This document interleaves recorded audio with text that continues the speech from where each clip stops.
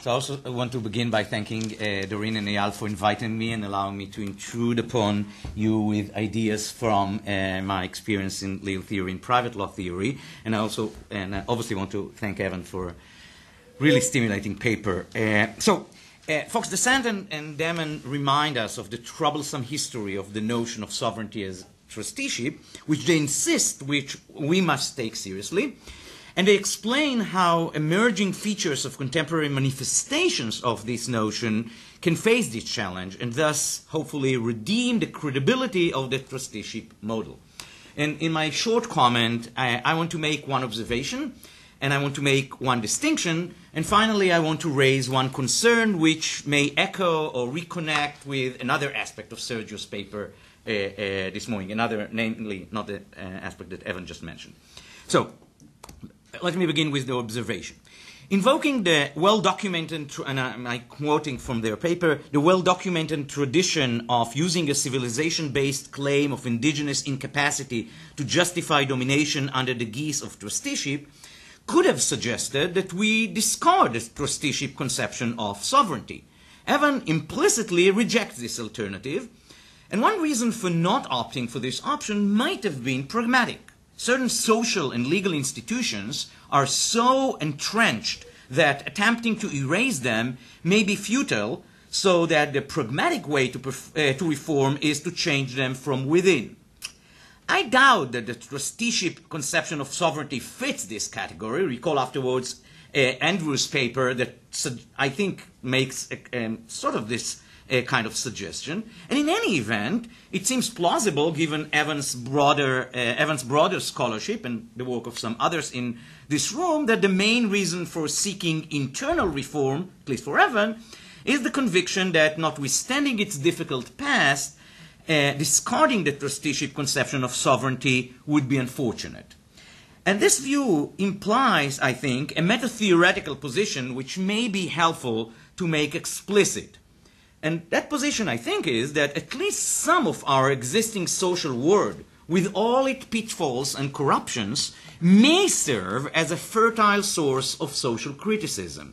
As Michael Walzer argues, our frequent reliance on contingent social and legal practices can and should lead us to constantly re-examine our too often implicit assumptions about their values and about their value. And making these assumptions explicit is potentially subversive, because it helps us realize that in order to validate our current practices, we need to justify their value.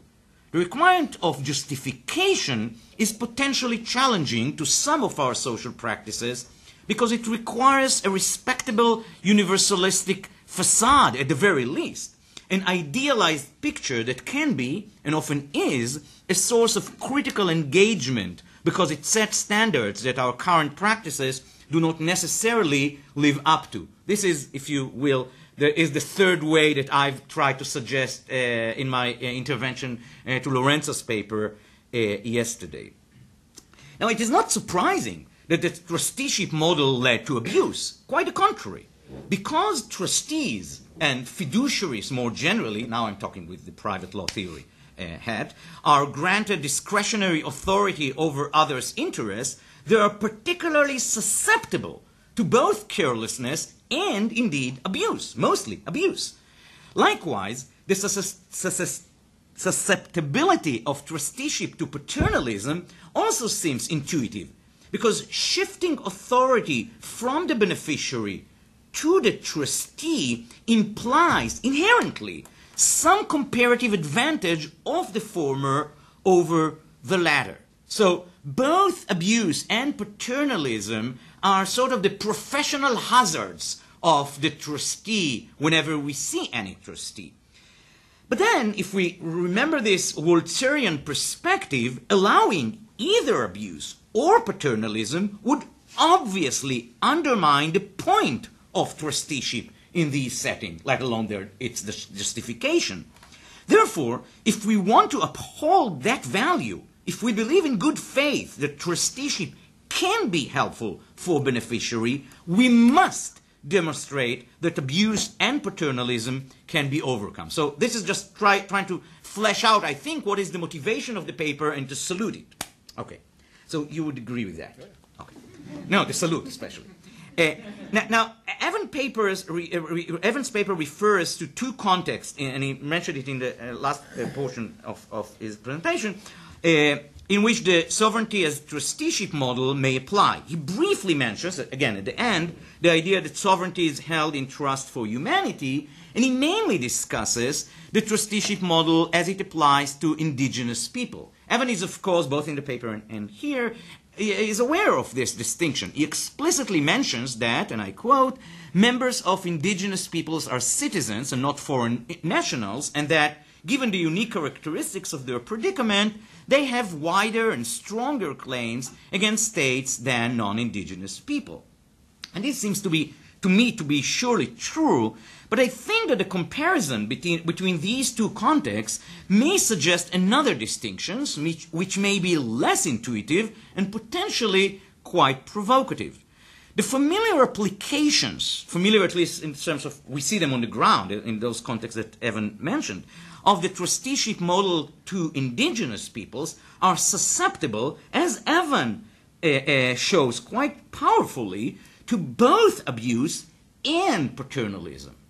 By contrast, while the more innovative idea that sovereignty is held in trust for humanity is indeed likely vulnerable to abuse, it is not susceptible to paternalism, because it does not shift authority from the beneficiaries. After all, the beneficiaries are the foreign nationals.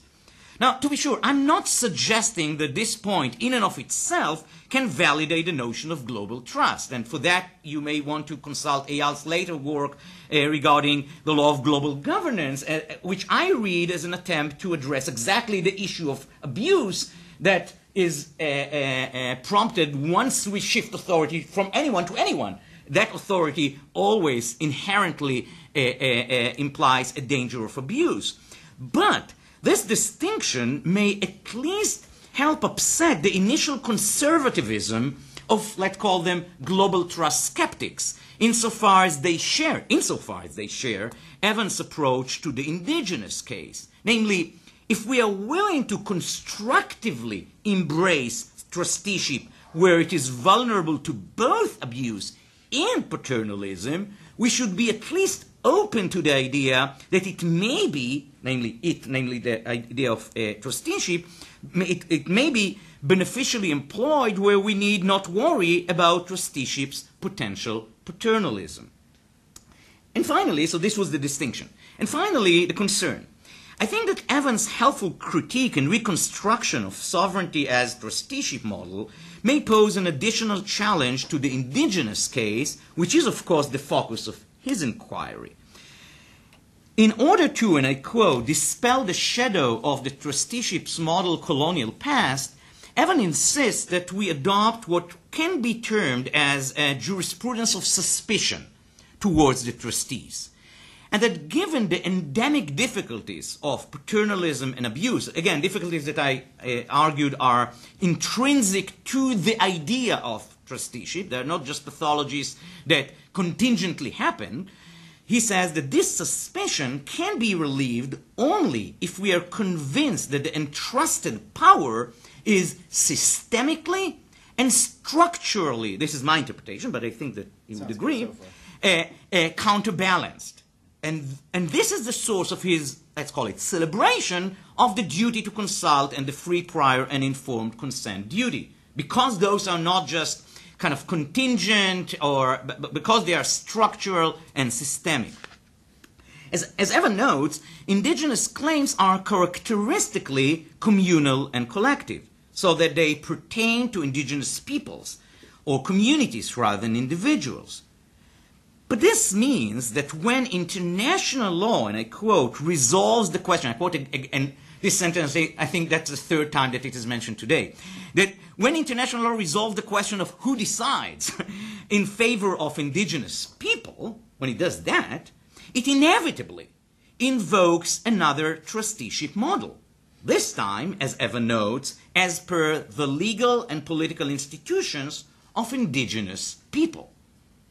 Now, Evan briefly says that there is no reason to suppose that these institutions are less other-regarding, purposive, or institutional in nature than Western legal institutions.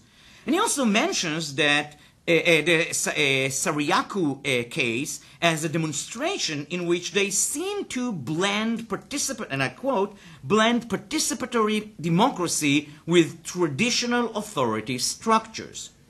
It is hard to resist the former proposition, namely that we shouldn't assume that the indigenous are less qualified than the Western. And the latter example is indeed somewhat comforting, although I would be delighted if Evan can say a little bit more about the way in which such a happy blend manifests itself or manifested itself in that case. But I still wonder whether these points suffice, and this is where I think I connect to Sergio's paper this morning.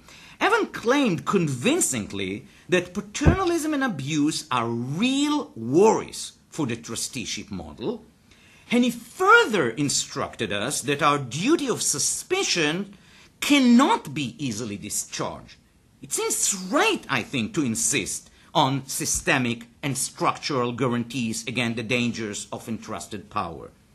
But then, shouldn't this lesson apply with similar rigor when the rights of individual indigenous people, particularly women, I suspect, are at stake?